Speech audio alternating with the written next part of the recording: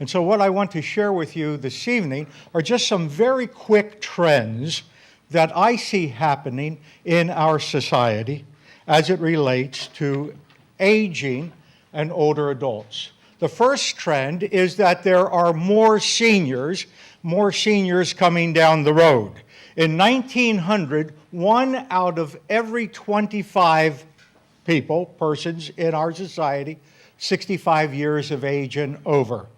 By 2000, that increased 1 out of every 8 persons in our society is 65 and over.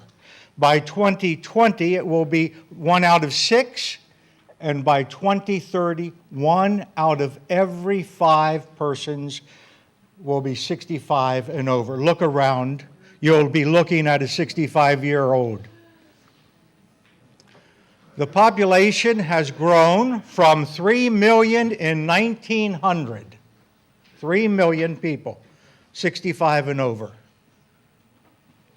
to 35 million in 2000, to nearly 72 million, actually about 71.5 million in the next 19 years. Look at that figure. In 1935, Congress passed the Social Security Act that we're hearing a lot about in these recent years, and they set the age following Bismarck's example over in Germany at 65. The life expectancy in the United States at that time was 61. Congress, in its infinite wisdom, did not figure very many people would ever collect Social Security, and that's why they set it at 65. Why are we having this trend in our society? 2 primary reasons. 1, lower birth rates. We experience that pretty heavily in our mainline denominations. The other major reason why we have this growing population of older persons is because of longer lifespans.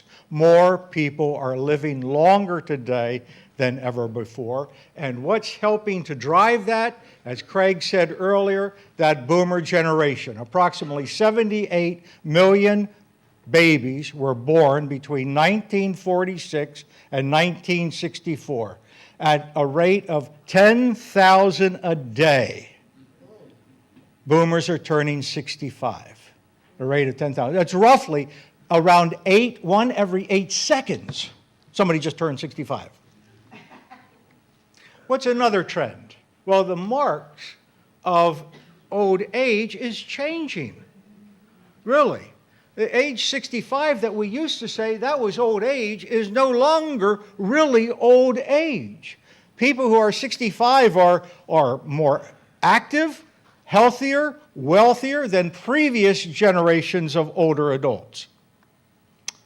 Another trend that we're seeing as a result of so many older persons in our society, and it's coming, is the reality of pandemic of chronic conditions.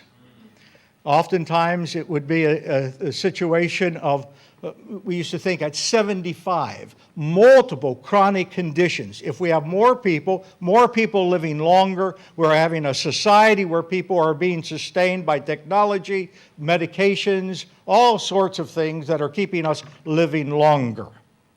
Another trend that we're seeing related to aging is family caregiving concerns. Approximately 6 million people aged 65 years of age and over need some form of long-term care. Now, it could be in their home, it could be in a nursing home, it could be in assisted living, but they need some help. It may be with bathing, dressing, cooking, feeding. It's happening more and more, and by 2040, it's expected to be 21 million people who are 65 years of age and over who need caregiving assistance. Now, that would be great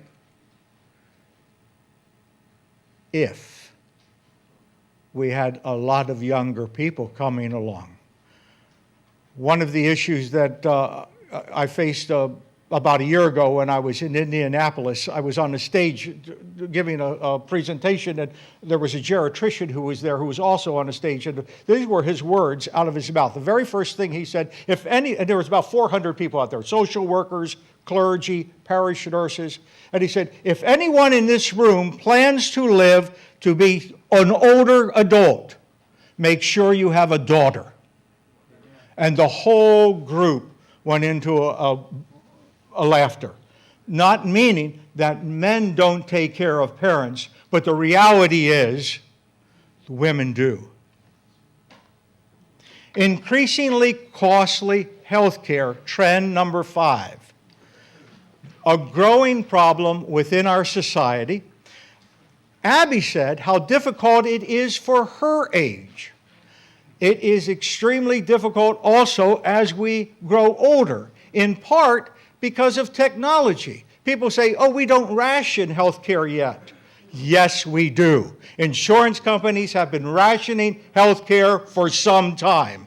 And the growing technology means who will determine who has this? Who will make the decision who gets this needed care? These are going to be questions that we're going to be facing out of our religious context, out of a faith out of our faith context is what we're going to have to wrestle with in terms of how do we make this decision with the cost of health care. Trend 6, coming down the pike, mass dementia. Today, roughly 5 million people who are 65 years of age and over have Alzheimer's disease. Wow. By 2050, the Alzheimer's Association projects it will be 16 million. Look around. You will see someone you know who has Alzheimer's disease. That's the reality, unless something is done. Less funding goes into this care than breast cancer, prostate cancer, and all the other researches related to cancer combined goes into this kind of research dealing with dementia. And this is going to become a growing problem in our society. Trend 7, financial insecurity. You know, the gift of long life is a wonderful blessing. It is a gift from God. But do we have the financial resources to be able to live into our 80s and our 90s? And that's the question we hear so often from older persons in our congregations or within our own family. If I had known I was going to live this long, I would have saved more, worked longer, done something. And that fear coming into play. Do I have enough money to be able? I had no idea I was going to live this long. I never imagined I'd be in my 80s or my 90s. And do I have enough money to be able to survive and to sustain myself? Most seniors are not wealthy, contrary to popular opinion. There are older adults who will live rather well.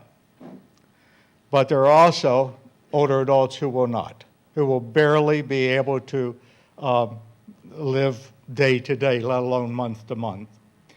A growing trend between what I describe as the welderly, those who have money able to afford health care, and the elderly, those who are older who do not have the financial resources who will need care. Trend 8, will we still have retirement? You know, we think back, for many of us, we think back perhaps to our parents or to our grandparents who worked at a plant, worked in a mine, worked wherever, and discovered that, wow, they could retire with a nice nest egg at 55 years of age, 58, 60, 62. And the company, if they worked for Caterpillar, Chalmers, Prudential, they would have that kind of benefit and health care that they could live to a ripe old age. My father-in-law is in his mid-90s. He worked for Bethlehem Steel outside of Philadelphia until he retired at 65. These past 30 years, he has not had to worry financially about his pension or his health care. He is taken care of very well. How many of us can say that about ourselves and the people we know?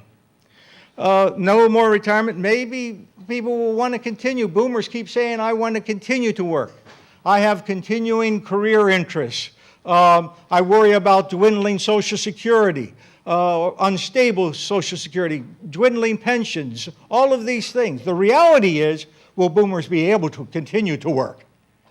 Will places want them to work? Will employers want them to work? Will they have the health that enables them to continue to work? Trend 9, elder abuse.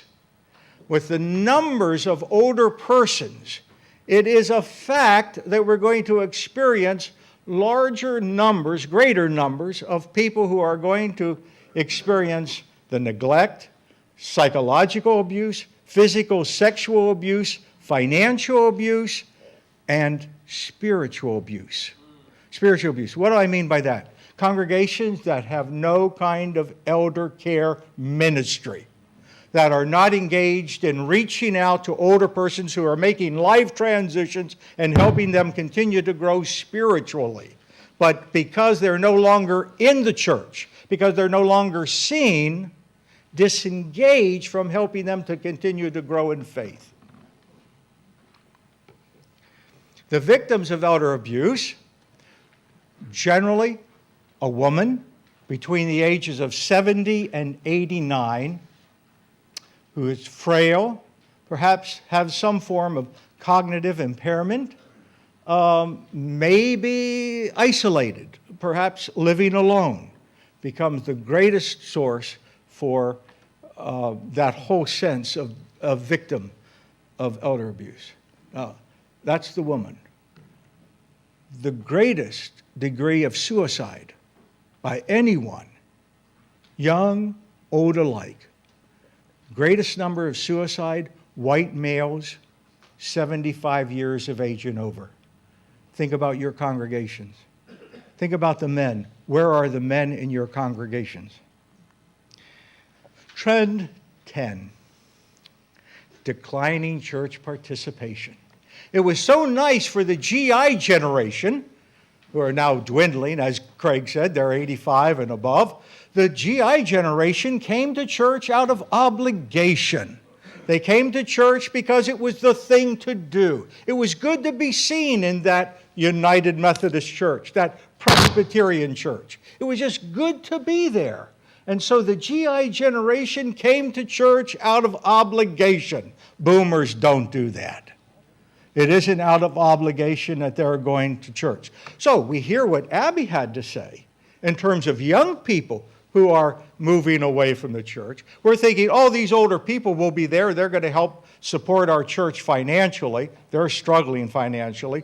They're also going out the back door or feeling in many ways they're being ignored by the church. And therefore, they're not as much a part. And we're seeing more and more older persons no longer participating in the life of their congregation. In some churches, it's sad to say, this is the reality of some older persons. We go into a contemporary worship service and they feel disenfranchised from the church. They say, we no longer sing songs like Blessed Assurance that I came to Jesus with.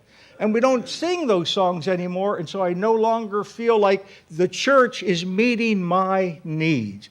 That's another reason why we see this happening. So there's a growing trend, even among older persons, who we used to think not only did they come out of obligation, but they came because they wanted to be buried by the church.